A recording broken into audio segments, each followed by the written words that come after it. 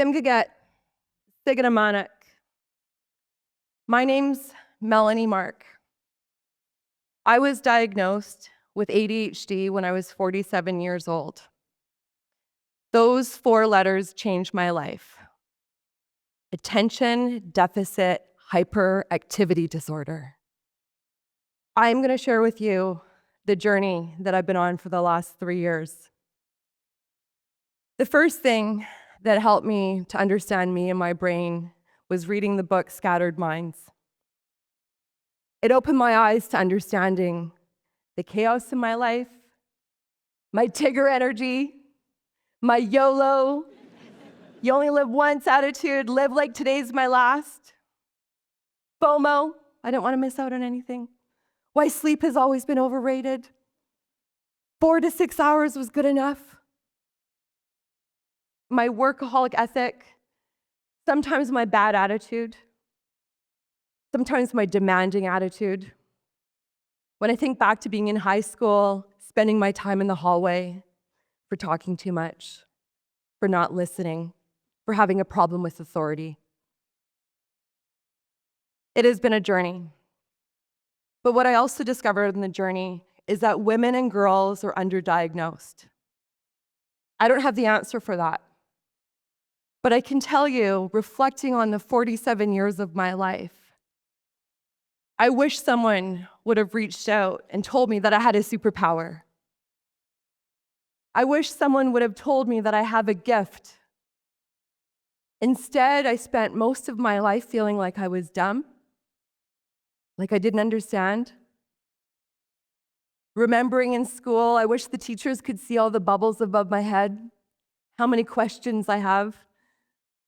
Always being treated like I was questioning authority. I was just curious.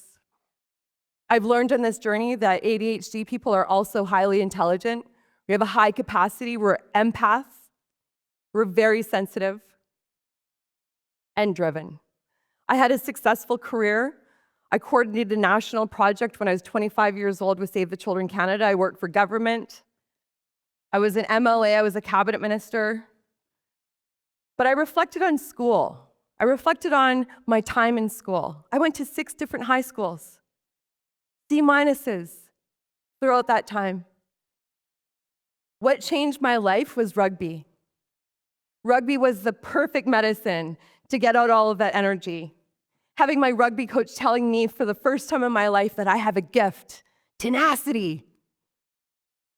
So I had to really reframe the way I thought about myself after this diagnosis, and it has been a journey. I want to give a shout out to my therapist. Somatic therapy helped. I had to take a moment to reflect that there's not something wrong with me, that I have a gift to offer this world, and those gifts I'm so proud of. I'm so proud of my daughters. One of my daughters said that, living with me has almost been like a teenager. I'm always living like today's my last. And so I had to really reframe my life. It was like a reboot. I rebooted my life. I had to do an overhaul. It was a renovation of my life after getting diagnosed. I retired from politics. I turned down the tempo. I got that therapy. I spent more time at home. I got more sleep. It's been a discovery about these gifts, that superpower. But there's so many labels for people with ADHD. Attention Deficit Hyperactivity Disorder. It's hard for us to organize. That's why I love my Post-it notes, my calendar, my agenda. These are the things that help me stay organized. 18-hour days before I left politics looked like this. Waking up in the morning, listening to the radio, getting my coffee, arm wrestling my wardrobe to figure out what I'm gonna wear, what do I feel like, what color do I wanna be today, having 30 minutes to myself before going downstairs, waking up the girls, packing their lunch, getting them ready, arguing with them about what they're gonna wear or not gonna wear, get them in the car, go to work, have multiple meetings, be on, talk, listen. I look back and I think, oh my God, how much attention, how much discipline did it take to sit still and listen and absorb all of that information. I learned a lot in politics. I learned a lot in government. I've always had a thirst for learning, and I've always had a passion for education. Resetting my life was one of the best things that I could do. Stepping back from the chaos and the rat race, being present for my daughters, spending more time doing things like puzzles, focusing, getting sleep, getting rest, walking my dog 5, 6, 7 times a day, not being everything to everyone. With ADHD, it's so hard to say no. You want to say yes, yes, yes. That FOMO, you don't want to miss out an event. You don't want to miss out on that opportunity. It might kill you getting there. The struggle's real. So I have no regrets on resetting my life. But the journey has also been the discovery of how many people in my life also have ADHD.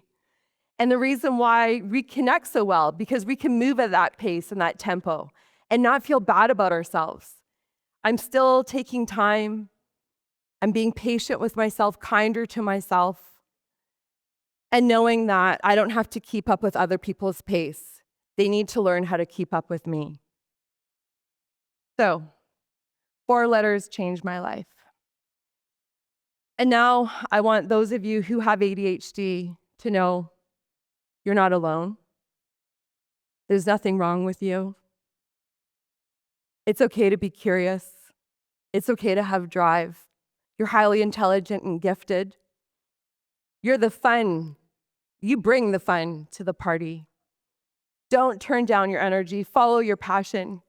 Use those gifts, those superpowers that are inherent in you with your neurodivergent gifted brain to pursue your passion.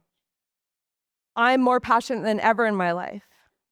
I've created my own mandate. I'm now an entrepreneur. I set up my home office. I'm pursuing clean tech. I'm still passionate about education. But this journey of people sharing with me that finally they feel understood. Finally, they have that affirmation that we are not losers, bad people with a bad attitude and attitude problems. We're highly gifted and we love people. We get our energy from people. So yes, I still have 18-hour days, but I choose what I get to do in those days. And turning down the tempo for my daughters to be more present, to be more supportive. As I look around my family, ADHD is popping up. And that's the importance of diagnosis. What would my life been like in school had teachers known that I needed extra help reading? I was a cabinet minister who had to read binders, multiple documents every single day. It was so hard to get through those days. I would do everything in my power to procrastinate. I'm a master taskmaster and master procrastinator. No one will believe it. Going back to those 18-hour days and getting the kids off to school and going to the meetings and coming home, getting dinner ready, watching Jeopardy, having a little cat nap, getting my second wind, doing some laundry, knowing that I've got to read those binders, but I really don't want to read those binders. I'm having an allergic reaction to reading those binders. My oppositional defiance disorder has been with me since I can remember. I will do everything in my power to put it off. The laundry, as I said, I love doing laundry, by the way. I also love cleaning my house, blasting music. It just gives me a chance not to have to think. That's the struggle with ADHD. It's like I can't turn my brain off. There's no off button. There's no power switch. And the flip-flops in your head, the gymnastics in my head, you can imagine my bubbles right now. What am I forgetting? I eventually did read the binder, but I made banana bread first. Because what I loved about baking is that I have to focus. You know, it's not 2/3 plus this. It's like 2/3, 1/4. You got to follow the rules. I've actually followed a lot of rules in my life. Structure has actually helped my life to stay focused.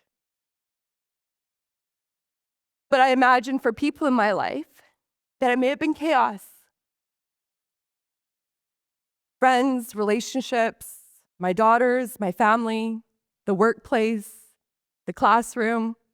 I've probably been too much. And that's the guilt that I've had to go through on this journey as I reframe the way I feel about myself. So to those of you that have ADHD, embrace your superpower. To those of you that don't have ADHD, be envious of our superpower. If you have friends that you think have ADHD or family or colleagues, encourage them to get the help that they need. Therapy is okay. It is okay to get help. That is going to bring us our mental wealth when we take care of our mental health. I have to, by virtue of being an advocate, do a call to action to society. We need more support to get diagnoses for kids like me